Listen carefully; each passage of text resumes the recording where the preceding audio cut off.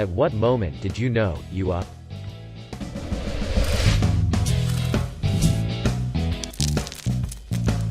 I asked a woman when she was due. She told me she wasn't pregnant. Had an infected tooth literally rotting out of my skull.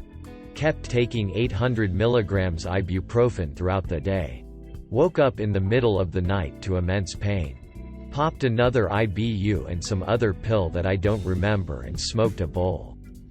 Within 20 minutes I felt a feeling I can only describe as my brain wiggling behind my eyes, a feeling I hope I never experience again. And my heart started racing faster than it ever has in my life. Probably a good 120 plus BPM. I thought I was going to have a heart attack at 24. I have no clue how I didn't die.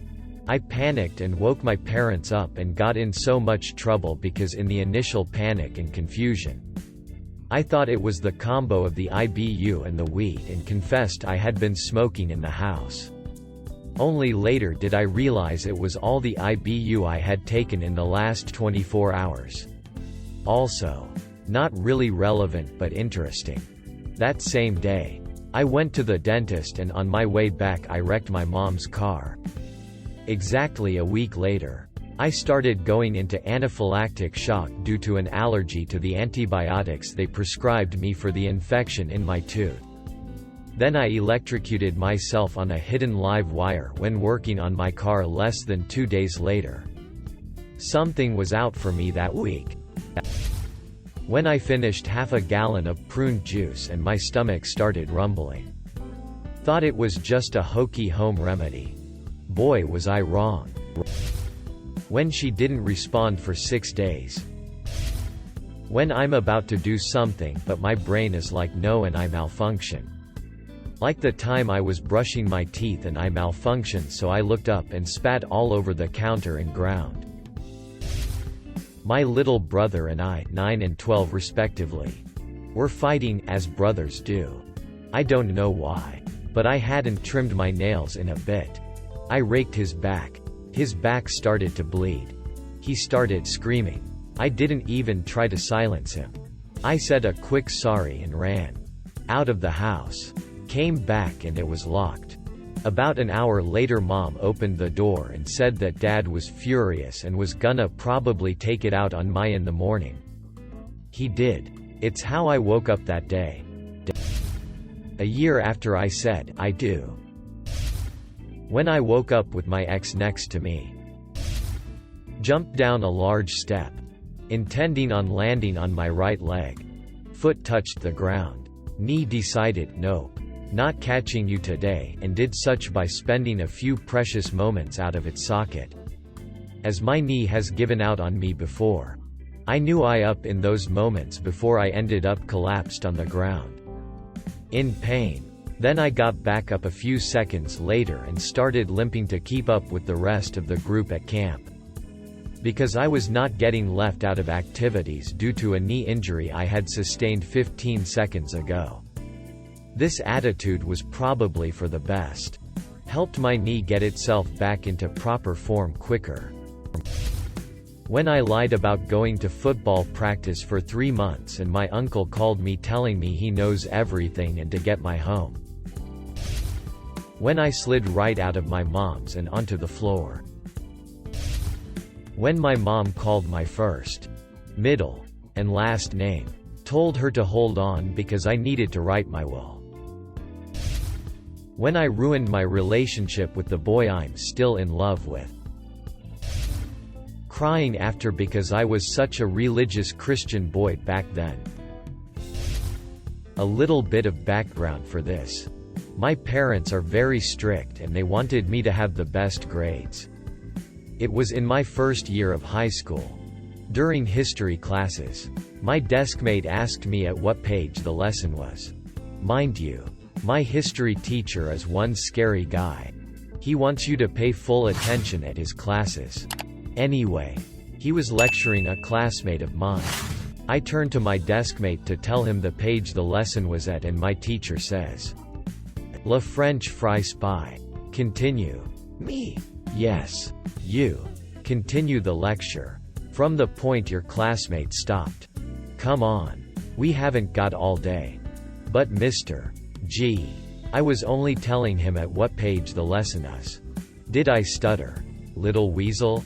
Then I tried to continue. But I didn't hear very well at what point my classmate stopped. Because she is a very shy and quiet girl. Enough. F. Go back to your seat. But Mr. Then he proceeds to look at me with a death stare. When I got home, I told my parents about my grade that ruined me. I couldn't hide this from my parents. Because they would have found out somehow.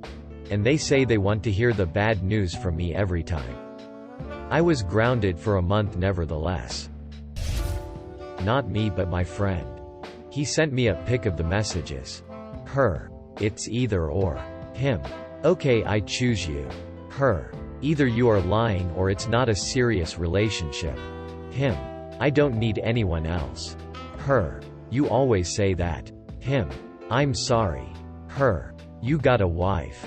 A main girlfriend. Her. A couple on your WeChat and still you want attentions on Tantan, Chinese Tinder. Her. How big is your ego? Her. What is your problem? Actually still not sure he knows he up. I know he's up. From what I hear she's really nice. After my classmate finished talking about her aborted brother I yelled RIIIIPPP in the classroom and no one laughed. One night I was watching a pretty questionable anime on my laptop with crappy earphones that only work if you plug it at a certain angle. It was getting pretty late so the room was very quiet. Everyone was either lying on bed looking at their phones. Or already asleep. So as I was fiddling with the earphones while watching a pretty loud scene, the plug came loose just enough for the laptop to consider it unplugged. I wish I had godly reflexes. But the damage had been done before I realized it. Well, you can pretty much guess what happened afterwards. I have two stories. When I was maybe 7 years old, I was sledding with my brother and saw him crash into a tree. I thought it looked funny. So, I did the same.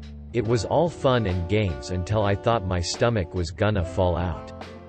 A couple years later, I was helping a friend build a 2-story clubhouse. There was a ladder leading to the second floor and no trap door covering it yet.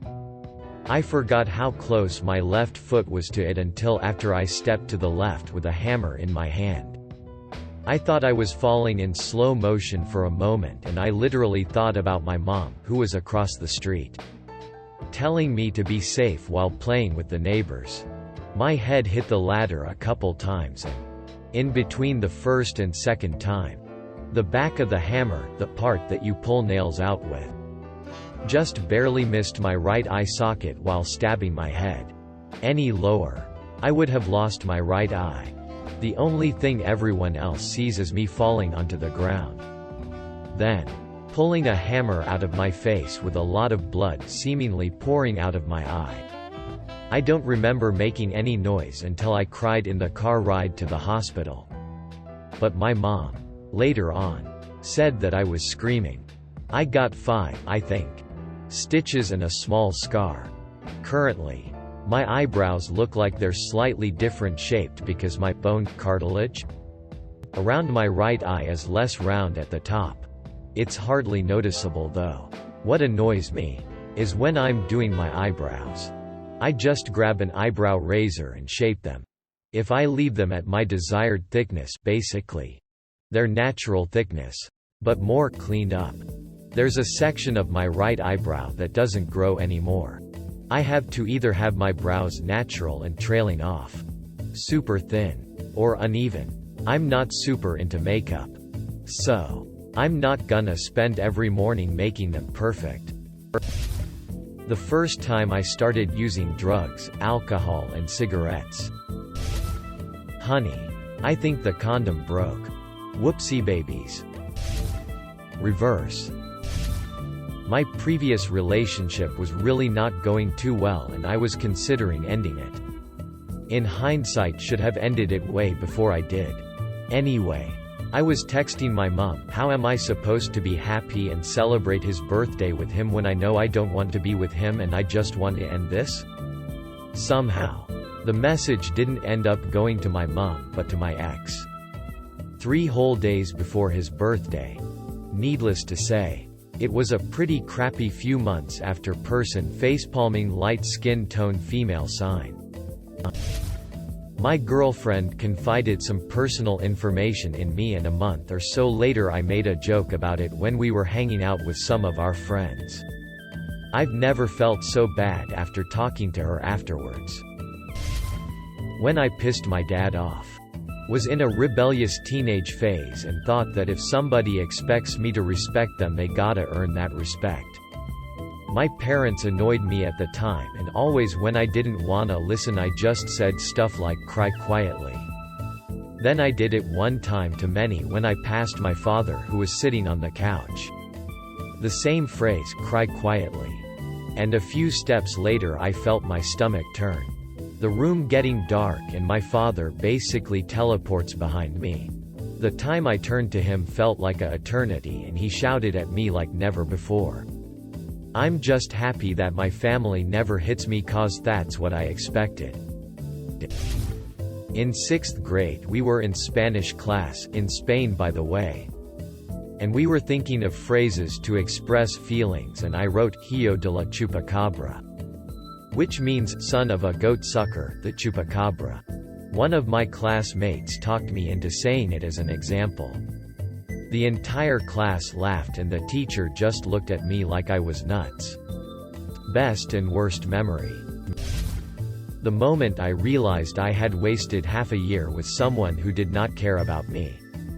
Sadly, I only realized this a few months after we had already broken up, and I really should have seen the signs. When I farted and felt something squishy in my butt. When I told her that I was done with her forever. And then my friend said, dude, you got the N64 back before you broke up, right? I was on the bottom of a 69. Happy cake day. When I was a kid I was up playing Minecraft at like 2 in the morning.